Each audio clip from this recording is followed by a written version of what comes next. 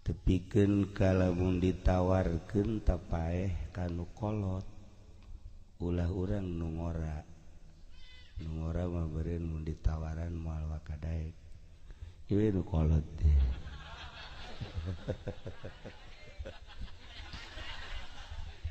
Ya kira-kira jameureun nyana mah geus kadaluarsa ngaji kira-kira lamun maot isuk daek can daek keneh bae.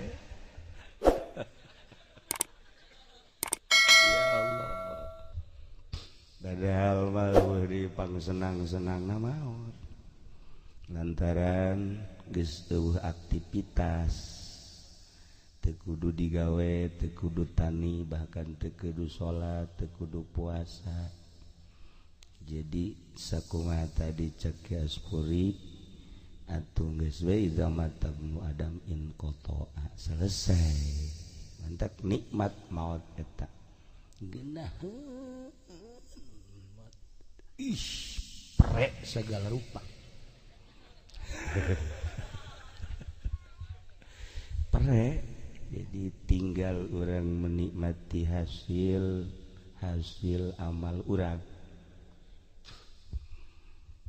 Eta si sok dicaritakeun bahwa di jero kubur teh cenah sepi, di jero kubur teh cenah poek, di jero kubur teh cenah sempit.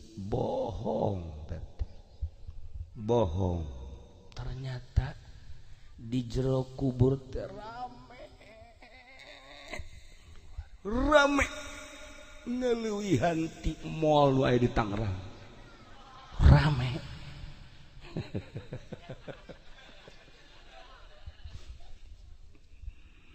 Bohong lamun di jero kuburan teh sepi, bohong lamun di jero kuburan teh poek, bohong. Di jero kubur teh ternyata rame luar biasa. Kaparangi ku urang di jero kubur teh jeung nu ngaran Remi Gaple kreditan jeung kamari nonton main bola araya kabeh araya lah tah kuari geus dibejaan nu ngaji pendi bahwa di jero kuburan teh rame. Kumaha kira-kira daek.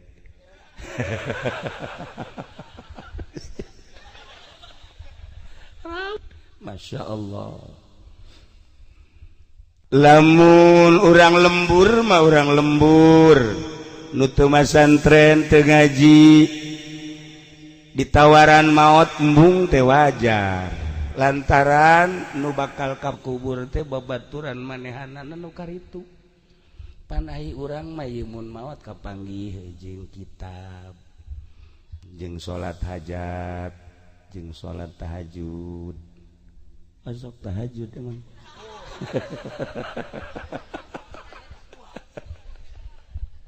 Kaparanggih jeung nu ngaran sodako eta teh akan dibentuk-bentukeun di jero kubur teh. Ieu saha ieu kasep amat. Oh, abdi teh cenah ieu teh salat. Masya Allah karim. Ieu saha ieu kasep amat? Abdi puasa. Hari ieu abdi sodako. Hari ieu abdi tahajud. Kan senang tah urang di jero kubur. Kaparanggih. Dumantak para aulia Allah, para sholihin mah maot eta nikmat. Kapanggih di jero kubur ku Haji Pendi. Ya iya saya jore amat ya.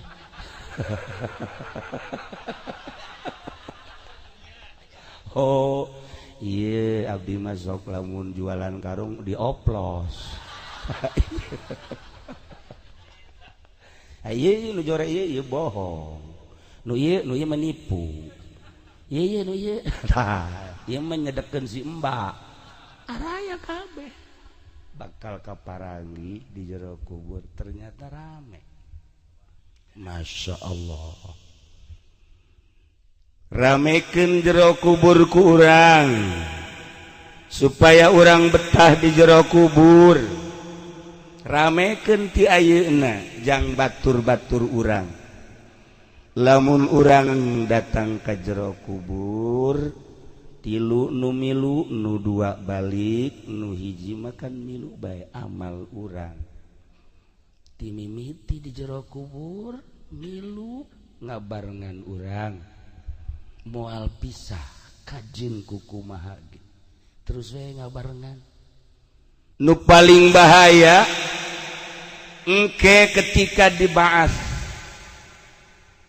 urang kan iman ka Allah iman ka Kangjeng Rasulullah Muhammad sallallahu alaihi wasallam cek Kangjeng Nabi teh pan aya yaumil akhir teh hartina poe terakhir nu mantak disebut poe terakhir la laila ba'dahu eueuh peuting ka ditu mah beurang bae geus eueuh poe Sabtu jang gajian eueuh jeegle na geus eueuh sia masalah setik batu wajar we eueuh sepotek eueuh cinglu geus tinggal poe we ka ditu eueuh peuting disebut yaumil akhir.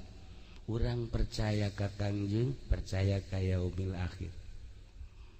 Nah, iya ketika kiamat engke dihudangkeun deui baas ngaranna digiring urang ka mahsyar. Mahsyar ketika Kangjeng ditaros, ya Rasulullah tepatna mahsyar di mana? Cik Kangjeng Rasul di Yerusalem Masjidil Aqsa. Di berbagai negara, Baghdad, Turki, Yaman, Indonesia, harudang kabeh digiring kabeh ka mahsyar. Urang dieu dihudangkeun ti kubur berangkat ka mahsyar. Tempat kumpul. Ya Allah. Mantap. Kuari kudu gerak kanyahokeun heula jalan-jalanan besi nyasab engke lain ka mahsyar ka adi itu di Kebaduy bahaya ngajauhan tah ieu mahsyar Kangjeng ditaros ya Rasulullah hari eta berangkat ka mahsyar teh naik naon ya Rasulullah Kangjeng nyarita nyarios ngawaler saur Kangjeng jelema berangkat ti lemburna masing-masing menuju mahsyar teh beda-beda wa minha di antarana aya anu arraqibu naik kendaraan moho bangsa Timur Jaya naik kendaraan waktu jana naik kebo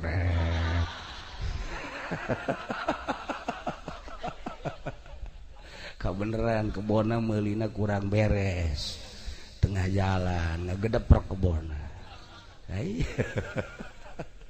tuh Masya Allah bangsa kiai-kiai anu ngalaksanakeun korban jeung sedekah ar-raqib naik kendaraan wa minha al-masyi ala rijlaih aya anu lempang suku ti dieu ka Yerusalem Masya Allah karim tapi aman datang sebab make amal perbuatan ayeuna wa minha aya anu berangkat teh ala wajhihi beungeutna di handap sukuna di luhur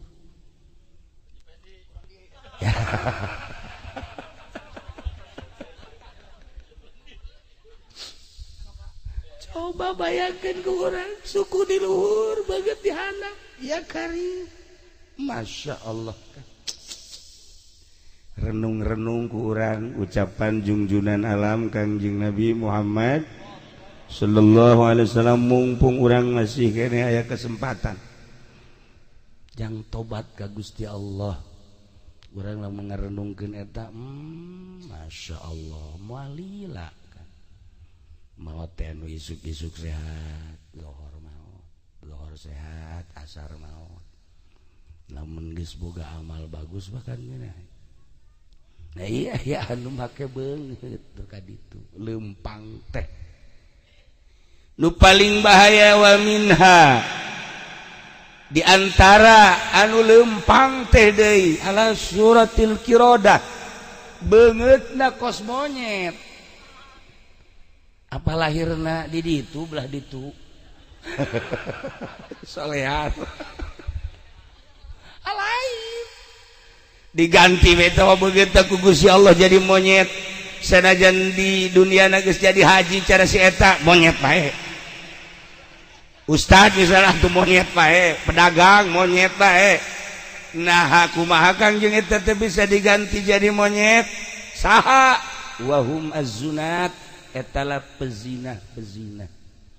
Nu di alam dunia na daek ngalaksanakeun zina tetobat jana ka Gusti Allah hudang ti kubur digiring ka mahsyar ala suratil qirodah na'udzubillah min dzalik renungkeun ku urang engke bakal kaparangi urang hudang di kubur toel ku urang ya lain mah Haji Pendi kan mohon pan beungeut jadi kieu tuh.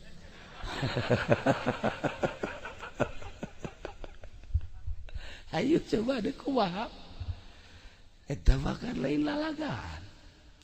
Masya Allah kan. Wa minha di antara anu bakal kapanggih di akhirat digiring ka mahsyar di tempat masing-masing teh ieu rupana ala suratil khanazir rupa celeng. Rupana rupa babi. Babi bae kumaha? Ya Allah, ya Rabb. Saha eta ya Rasulullah nu rupana rupa babi teh eta mah horenganan alladzina yakuluna suhta wal muksa jelema nu sok di dunyana ngadaharan haram ngadaharan pajeg nyanggakeun sadaya-daya nu sok ngadahar pajeg teh saha ente bae nu nafsiran heulana moal disebutkeun di dieu tah babaturan Kidur Jaya ge aya nusok kadaharan pajeg nusok kadaharan haram tuh engke bakal rupa khinzir. Masya Allah meureun nusok kadaharan pajeg mah pamarentah di urang wallahu alam tapi aya anu teu ngadahar apa anu ngadahar terserah pamarentah ngan seperti kitu beta. Wajar lamun camat, bupati, gubernur kanaraka rupana rupa khinzir wajar. Ieu mah Kinur Jaya. Rupana monyet. Rupana babi. Ih, usul Kinur Jaya ieu rupa kunaon jadi kieu? Pernah kasumbang. Pernah kasumbang ya Allah, ya Rabbi anas gede henteu. Ya Allah, renganan berubah jadi babi. Lain karunya itu mah geus ditih heula jadi babina.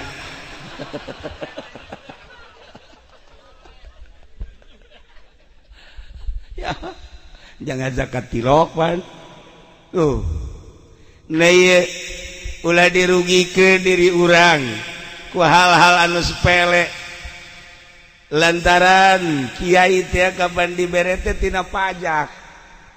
Tidak pajak ulah boga zakadar gabejaan bae lantaran ieu pajak teh mun dicaritakeun di negara Indonesia mantak muringkak bulu.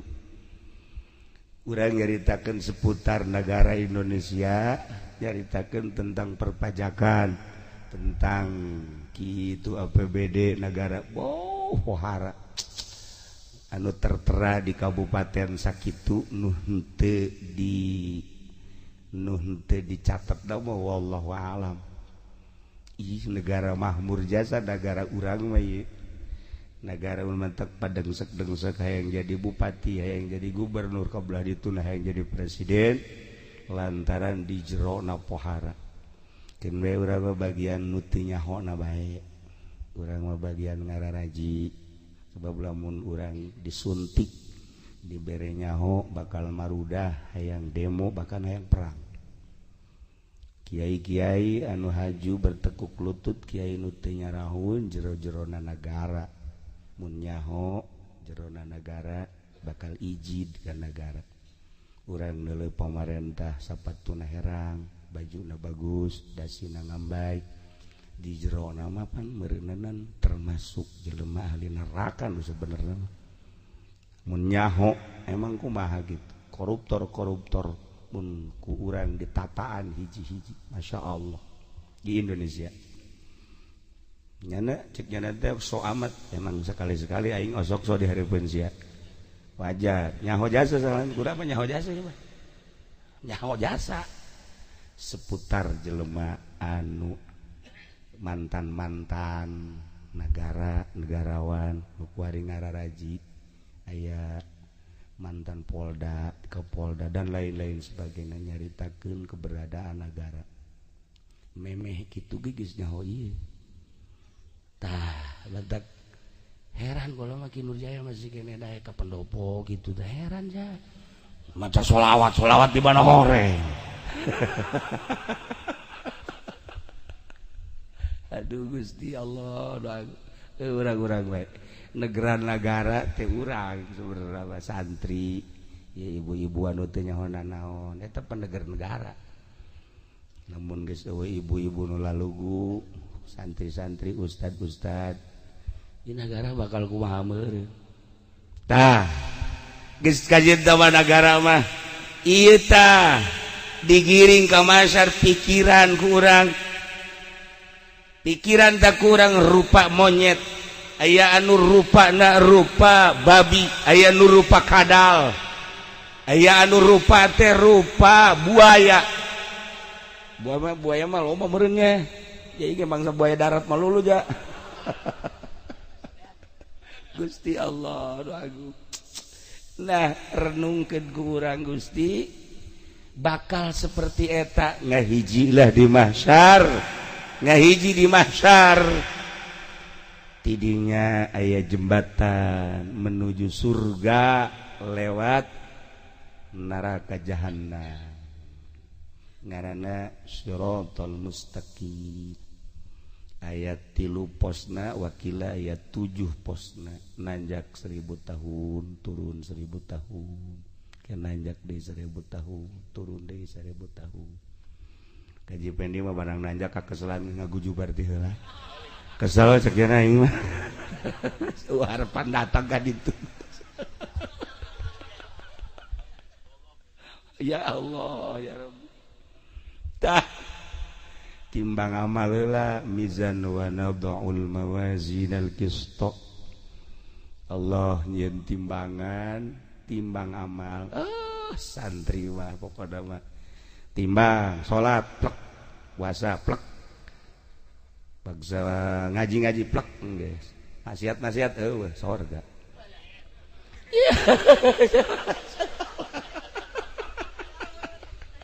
Haji Pendi timbang salat bagus jideug Haji Pendi ge puasa mantep Masya Allah hebat haji hebat luar biasa Haji Pendi ya Allah ya Rabb zakat osoklah setik Pak iya hebat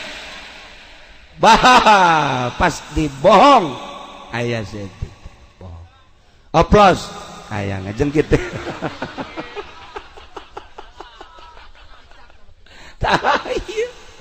menganiaya para pedagang geus lempeng ya nyana ge geus bingung asana berat ka ditu aja timbang kagorengan anak ambalaya datang ka ngelehkeun kabagusan diputus nama seorang manusia Haji Supendi keputusannya mesti jahanam lo penting kagorengan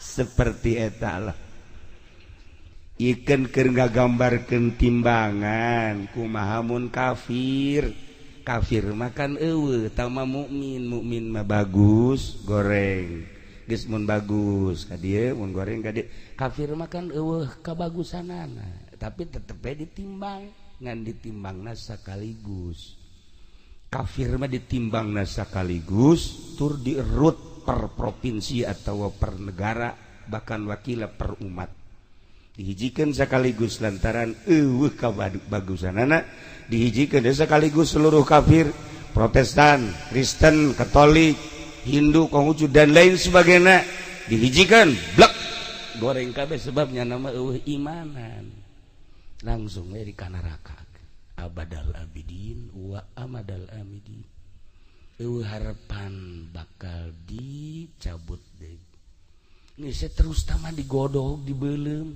terus harapan cerik sakit tuh cicing sakit Masya Allah kan ayah jebani masanajan ka neraka ayah harapan ayah maksudnya sanajan ka neraka jana lamun geus beak mah dosana geus beak dosana dicabut tetap dicabut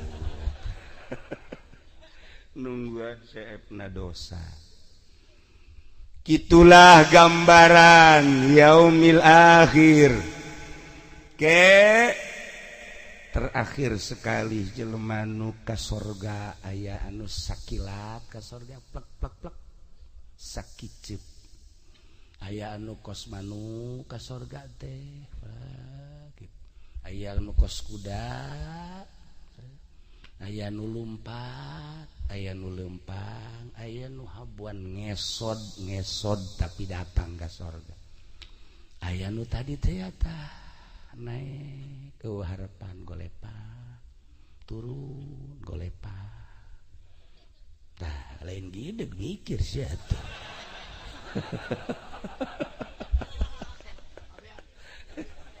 seperti etala lalakon urang teh awaluhu Jibril awal siratal mustaqim malaikat Jibril wa wasatuhu Mikail di pertengahan malaikat Mikail al-amin manehanana anu bakal ngecek keberadaan amal-amal urang pos-pos tersebut nu bakal didatangan ku urang tidinya bakal dicek ku malaikat Mikail lulus masuklah ke surga kitu gambaran hirup setelah hirup urang maut setelah maut bakal seperti eta